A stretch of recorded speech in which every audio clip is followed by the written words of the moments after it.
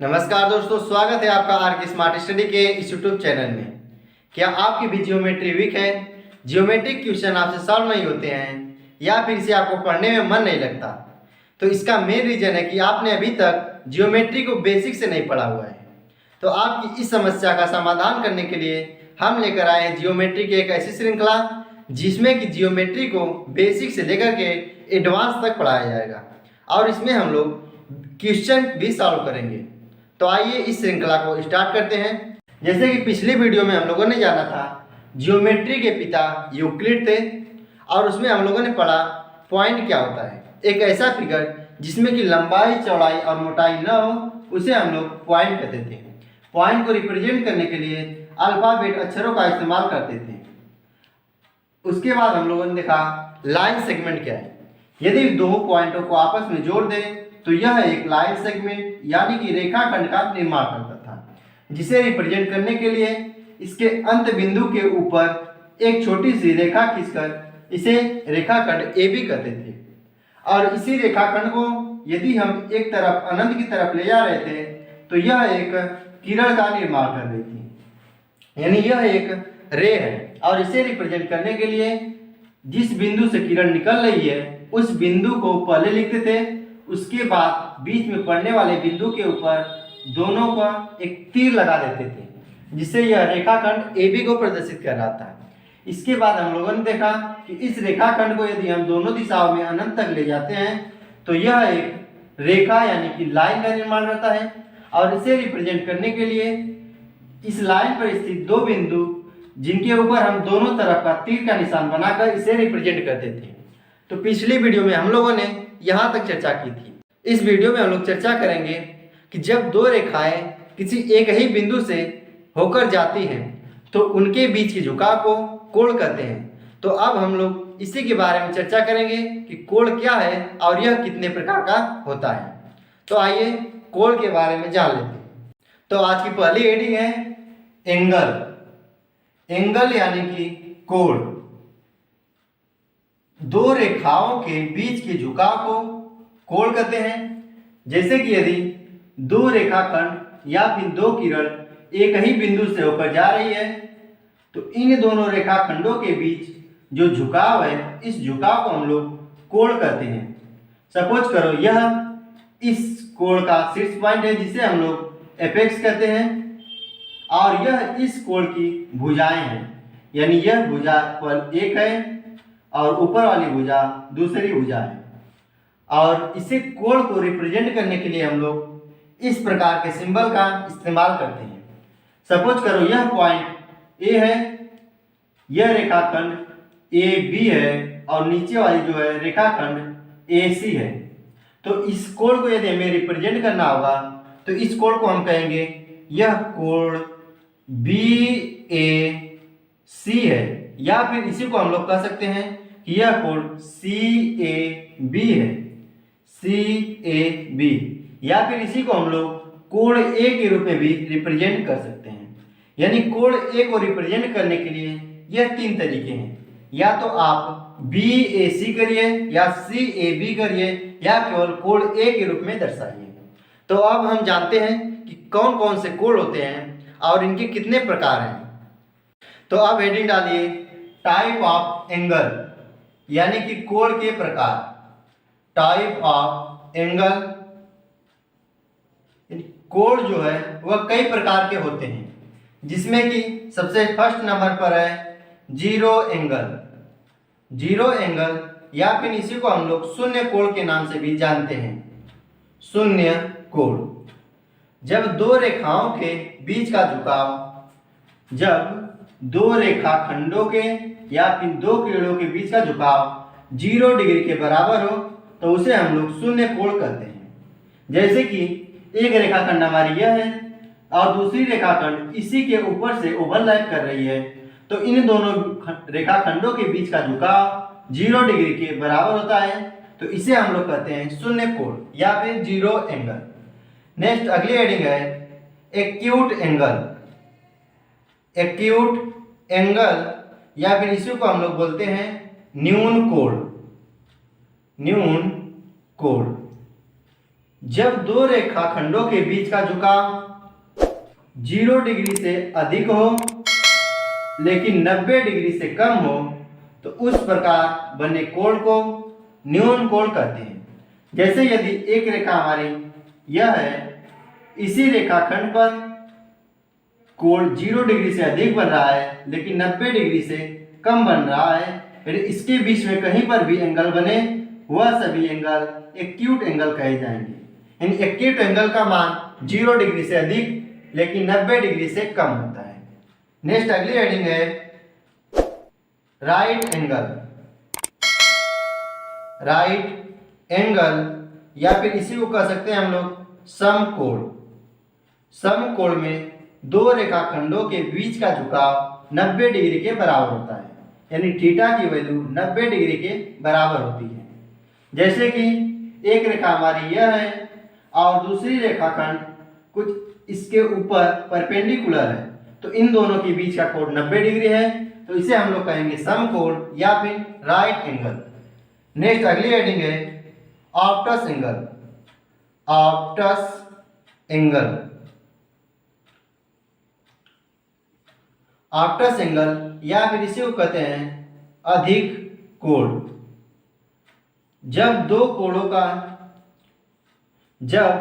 दो रेखाखंडों के बीच का झुकाव 90 डिग्री से अधिक हो, 90 डिग्री से अधिक हो लेकिन 180 डिग्री से कम हो तो उस प्रकार बने कोण को अधिक कोण या फिर ऑप्टस एंगल बोलते हैं।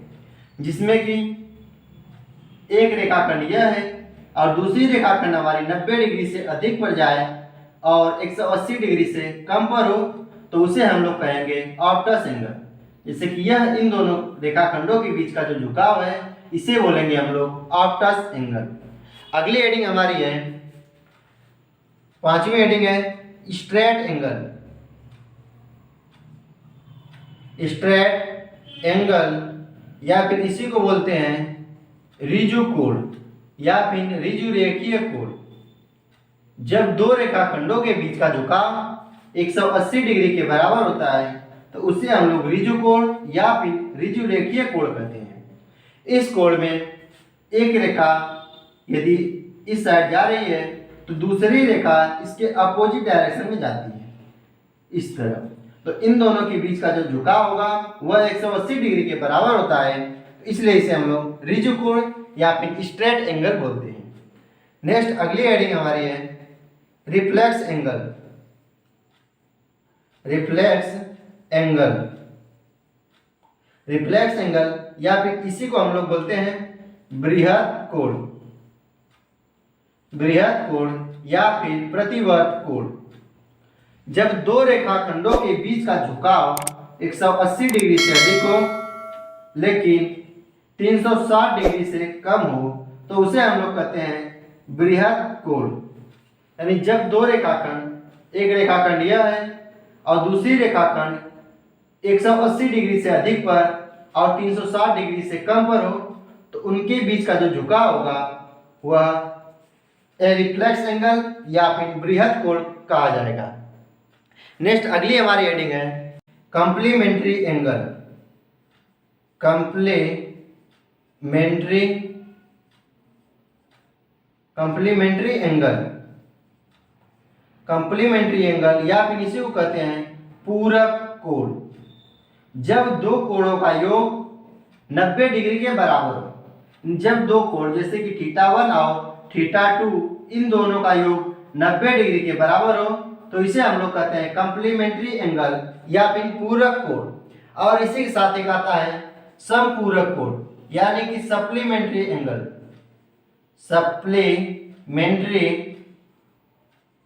सप्लीमेंट्री एंगल जिसे कि हम लोग कहते हैं समपूरक कोण। समपूरक कोण। समपूरक कोण में दो कोणों का योग 180 डिग्री के बराबर होता है। पूरक कोण में दो कोणों का योग 90 अंश के बराबर होता है, जबकि समपूरक कोण में दो कोणों का योग 180 डिग्री के बराबर होता है। तो ये रहे कुछ कोण। अब इसके आगे हम लोग नेक्स्ट चर्चा करते हैं कि और कौन कौन से कोण होते हैं। तो अगला हमारा है linear pair. Linear pair angle. Linear pair या फिर इसे कहते हैं रैखिक युग्म। रैखिक युग्म जब दो कोणों का योग यानी कि दो कोण है θ1 और θ2, इनका योग 180 डिग्री के बराबर हो, साथ ही साथ एक भुजा कॉमन हो, एक भुजा कॉमन हो, तो उस प्रकार बने एंगल को हम लोग बोलते हैं लीनियर पेयर या फिर रैखिक युग्म। जैसे कि अभी पीछे हम लोगों ने जाना कि समपूरक कोण में दो कोणों का योग 180 अंश होता है, लेकिन लीनियर पेयर में भी दो कोणों का योग 180 अंश होता है, लेकिन इसमें एक कॉमन चीज है कि इसमें एक भुजा कॉमन होनी चाहिए। जैसे यदि मैं बात करूं, एक कोण है 60 अंश का और दूसरा कोण है 120 अंश का, तो इन दोनों को हम लोग समपूरक कोण कहेंगे। इन दोनों कोणों का योग 180 डिग्री है, इसलिए इन्हें हम समपूरक कोण कहेंगे। लेकिन इसको हम लोग लीनियर पेयर नहीं कर सकते, क्योंकि इन दोनों में कोई भी भुजा कॉमन नहीं है। यदि यह कोण कुछ इस प्रकार से बने कि यह वाला कोण 60 डिग्री हो, लेकिन यह वाला कोण 120 डिग्री हो, तो इसको हम लोग लीनियर पेयर कहेंगे, क्योंकि इसमें दो कोणों का योग 180 डिग्री के बराबर है, साथ ही साथ इन दोनों कोणों में यह भुजा कॉमन है। यानी भुजा का यदि नाम दें हम ए, ओ, बी और सी, तो इन दोनों कोणों में कोण ए, ओ, सी और कोण बी, ओ, सी में ओ सी भुजा क्या है? कॉमन है। ओ सी भुजा कॉमन है, तो इसलिए इसे हम लोग कहेंगे यह एक लीनियर पेयर या फिर रैखिक युग्म है। साथ ही साथ इसे हम लोग समपूरक कोण या फिर सप्लीमेंट्री एंगल भी कह सकते हैं। अब नेक्स्ट बात करते हैं एडजासेंट एंगल की। एडजासेंट एंगल, एडजासेंट एंगल या फिर इसी को बोलते हैं आसन्न कोण। आसन्न कोण जब दो कोण इस प्रकार से हो कि उनमें एक भुजा कॉमन हो, यानी इसका इंपॉर्टेंट पॉइंट है कि एक भुजा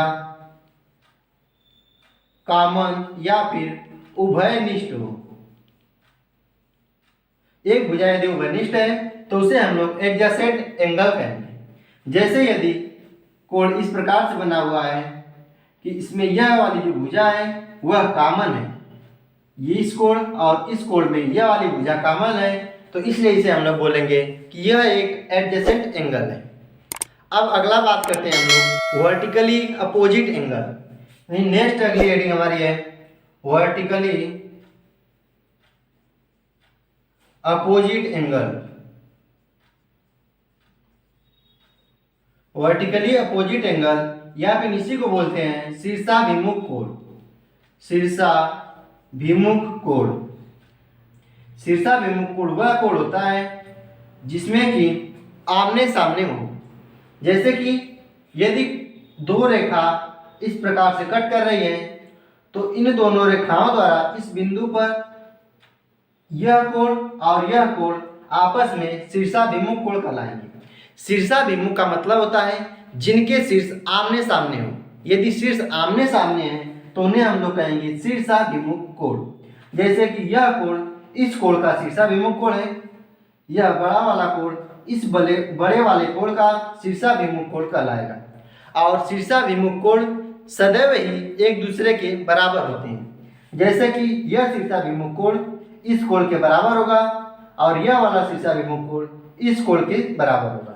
यानी इसका इंपॉर्टेंट पॉइंट है कि शीर्षाभिमुख कोण आपस में बराबर होते हैं, आपस में बराबर होते हैं, बराबर होते हैं। यानी शीर्षाभिमुख कोण कहीं भी हो तो वह आपस में बराबर होगा। जैसे आपको क्वेश्चन पूछेगा, इस प्रकार से कोई एंगल बना देगा और इसमें कहेगा कि यह कोण यदि 60 डिग्री का हो तो इस वाले कोण को ज्ञात कीजिए। तो आपको पता होना चाहिए कि यह कोण इस कोण का शीर्षाभिमुख कोण है इसलिए यह दोनों आपस में बराबर होंगे।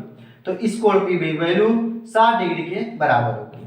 अब नेक्स्ट चर्चा करते हैं एंगल अराउंड वन पॉइंट, यानी कि किसी एक पॉइंट के चारों तरफ का कोण कितना होता है। जैसे यदि इस पॉइंट से एक किरण इस तरफ जा रही है, दूसरी किरण इस तरफ जा रही है, तीसरी इधर को जा रही है, चौथी इस साइड जा रही है और पांचवी इस साइड जा रही है, तो इन किरणों के बीच का जो कोण है θ1, यह θ2, यह θ3, यह θ4 और यह कोण θ5। तो इन सभी कोणों का योग 360 डिग्री के बराबर होगा। यानी एंगल अराउंड वन पॉइंट में सभी कोणों का योग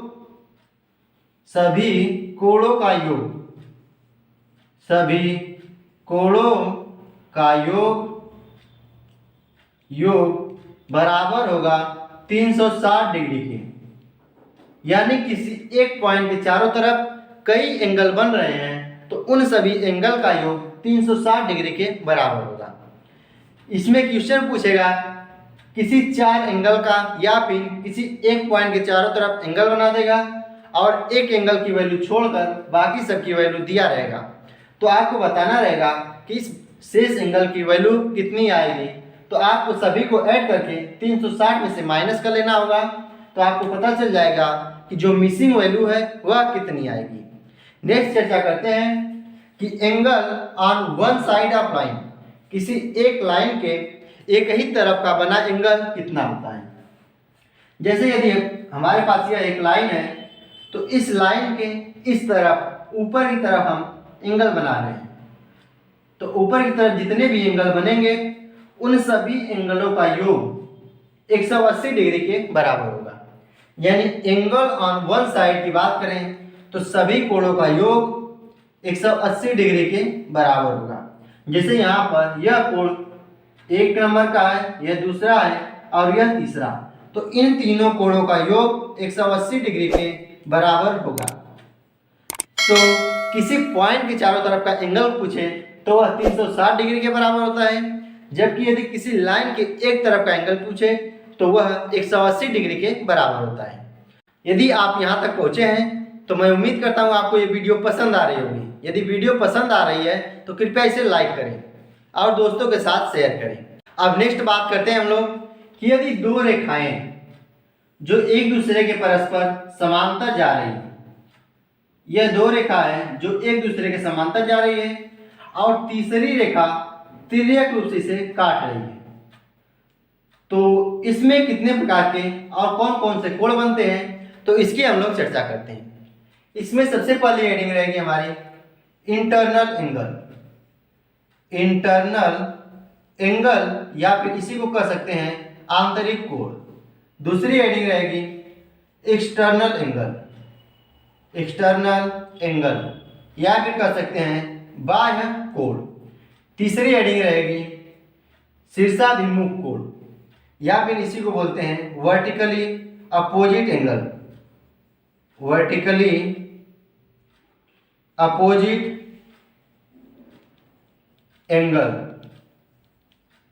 नेक्स्ट हेडिंग रहेगी अल्टरनेट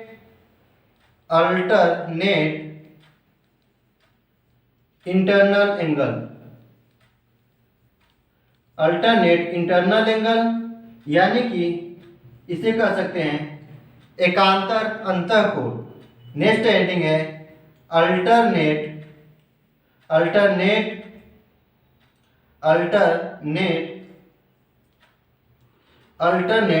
एक्सटर्नल एंगल, यानी कि एकांतर अंतः बाह्य कोण। और साथ ही साथ एक और हेडिंग है करेस्पॉन्डिंग एंगल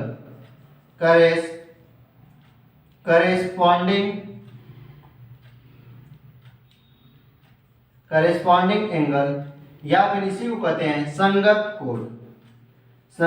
कोण या फिर करेस्पॉन्डिंग एंगल। तो आइए जान लेते हैं ये एंगल कौन कौन से हैं। जैसे कि इसमें है इंटरनल एंगल, दोनों समांतर रेखाओं के अंदर की तरफ बने कोण को इंटरनल एंगल कहते हैं। जैसे कि यह कोण यह कोण और यह कोण इंटरनल एंगल कहे जाएंगे। नेक्स्ट है एक्सटर्नल एंगल। तो जो दोनों समांतर रेखाएं हैं इसके जो बाहर की तरफ एंगल बन रहा है उसे हम लोग एक्सटर्नल एंगल कहेंगे। जैसे कि यह कोण, यह कोण, यह कोण और यह कोण, ये सभी कोण एक्सटर्नल एंगल है। नेक्स्ट है वर्टिकली अपोजिट एंगल या फिर इसे हम लोग बोलते हैं शीर्षाभिमुख कोण। तो अभी हम लोगों ने जाना था शीर्षाभिमुख कोण क्या होते हैं। जैसे कि यह कोण इस कोण का शीर्षाभिमुख कोण है, यह कोण इसका शीर्षाभिमुख कोण है, यह वाला कोण इसका शीर्षाभिमुख कोण है और यह वाला कोण जो है इसका शीर्षाभिमुख कोण है। यानी इंटरनल एंगल देख लिए, एक्सटर्नल देख लिए और शीर्षाभिमुख कोण देख लिए।